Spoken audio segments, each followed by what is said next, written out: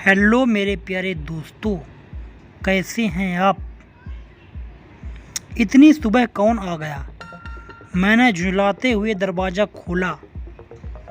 पड़ोस में रहने वाली सीमा अपनी 6 साल की बेटी के साथ आई थी। आओ अंदर आओ, मैं मुस्कुरा दी। दरअसल आपके एक काम था। मैं मायके जा रही हूँ 3 दिनों के लिए। मेरे हस्बैंड आते हैं 8 बजे और खाना बनाने वाली आएगी 6 बजे। आप प्लीज़ उसको चाबी दे दीजिएगा। वो खाना बनाकर चाबी आपको वापस दे जाएगी। एक सांस में इतना कुछ बोलकर उसने चाबी का गुच्छा मुझे थमा दिया। उसकी बेटी आंखें फाड़ फाड़ कर पिंजरे की ओर देख रही थी। मम्मा देखो तो आंटी के यहाँ कितनी प्यारी बर्ड्स है, कितनी सारी हैं। सीमा ने लपक कर देखा। हाँ, इनकी आवाज़ तो आती है मेरी बालकनी में, वाकई बहुत है। अच्छा भाभी जी, मैं चलती हूँ, बहुत पैकिंग करनी है। Thank you so much. इस चाबी वाली मदद के लिए आप तो समझती ही हैं ना कि मायके जाने का उत्साह धरा रह जाता है अगर पति के खाने का जुगाड़ ना हो पाए तो।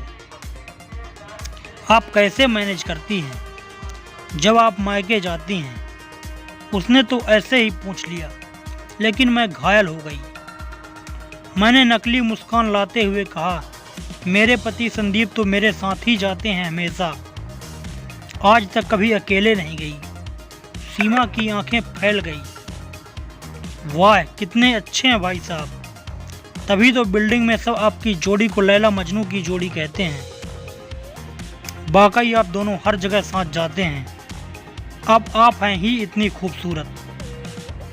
सीमा तो चली गई, लेकिन मेरे मन की शांत सतह पर कंकड़ मार गई। हलचल मच गई, आंखें भीग गई। कहीं भी अकेले नहीं जा सकती हूँ मैं, ना बाजार, ना बेटे के स्कूल, ना मायके। पति को सुंदरता को कैद करने का शौक है। पिंजरे में अनगिनत चिड़ियाँ कैद हैं और घर में सुंदर पत्नी कैद है। सारी बहनें इकट्ठा होती हैं मायके में 10-12 दिनों के लिए, लेकिन मैं 2-3 दिनों से ज़्यादा नहीं, क्योंकि अकेले वहाँ रहने नहीं देंगे और इससे ज़्यादा दिन ससुराल में संदीप रुकेंगे नहीं। आज सब याद आ रहा था। नई नई शादी हुई थी, मैं बाजार में सब्जी खरीद रही थी कि एकदम से इनकी आवाज़ सुनकर पलटी। ये अग्नि नेत्रों से मुझे घूरते हुए बोले, घर चलो, यहाँ सब्जी वाले के साथ खी खी करने में बहुत अच्छा लग रहा है ना। बच्चे के स्कूल अकेले जाने देते हैं, ना सहेली के घर। सोचते सोचते हाथ अचानक मेरी घनी केस राशि पर चला गया। ये सुंदरता ही अपराध है क्या। चिड़िया भी सुंदर ना होती तो कैद करके नहीं रखी जाती। मैं भी एक खूबसूरत चिड़िया हूँ। 3 दिनों बाद सीमा लौट आई और अक्सर हम शाम की चाय पर मिलने लगे, लेकिन हमेशा मेरे घर पर। एक दिन तो वो झुंझला उठी, क्या भाभी रोज मैं आती हूँ, कल आप आइए, मैं भी अच्छी चाय बनाती हूँ। मैंने ना नुकुर की। वो गंभीर हो गई। मुझे उससे अपनत्व हो गया था। काफ़ी बातें हम आपस में करने लगे थे। मैंने धीरे से कहा, सीमा दरअसल संदीप को पसंद नहीं है मेरा कहीं अकेले जाना, प्लीज समझो। वो चौंक गई। थोड़ा और कुरेदने पर मैं और खुलती गई। पूरी बात बताते मेरी आंखें भर आई और उसकी सुनकर उसने पूछा, ये कब तक चलेगा भाभी। आप इतना कुछ सह रही हैं, जो भी कर रही हैं अपने साथ, लेकिन आपको नहीं लगता कि आप किसी और का भी अहित कर रही हैं। मैंने आंखें पोंछते हुए कहा, मैं ही घुल रही हूँ और कौन। सीमा ने एक लंबी सांस लेकर कहा, आप उस दिन कह रही थी ना कि बच्चे हमें देखकर सीखते हैं। आपको नहीं लगता कि आप एक और तानाशाह पुरुष बना रही हैं। आपका बेटा क्या सीखता होगा इस माहौल से। वक्त है, विरोध कीजिए। आज़ादी के लिए लड़ना गलत नहीं है। सीमा तो चली गई।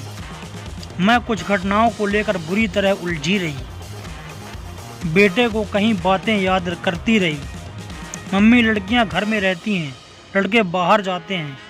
लड़कियों को हर काम लड़कों से पूछ कर करना चाहिए। बॉयज लोग को गुस्सा आ जाता है, वो चिल्लाते हैं, किस गर्त में धकेल रही हूँ अपने बच्चे को, क्यों नहीं विरोध करती हूँ।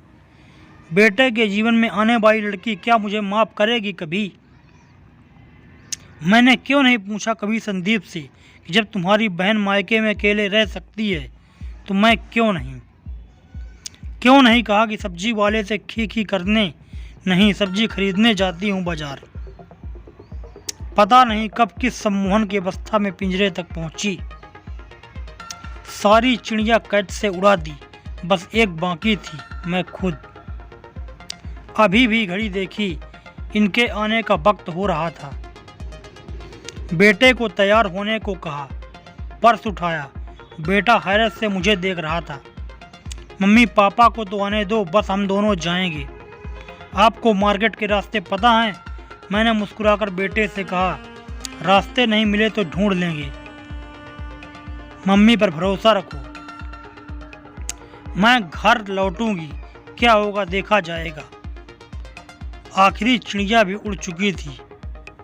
मैं मुस्कुरा रही थी।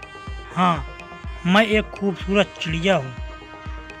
तो दोस्तों, वीडियो कैसा लगा कमेंट करके बताएं और चैनल को सब्सक्राइब कर लें ताकि मेरी हर वीडियो आप तक पहुँचती रहे। धन्यवाद।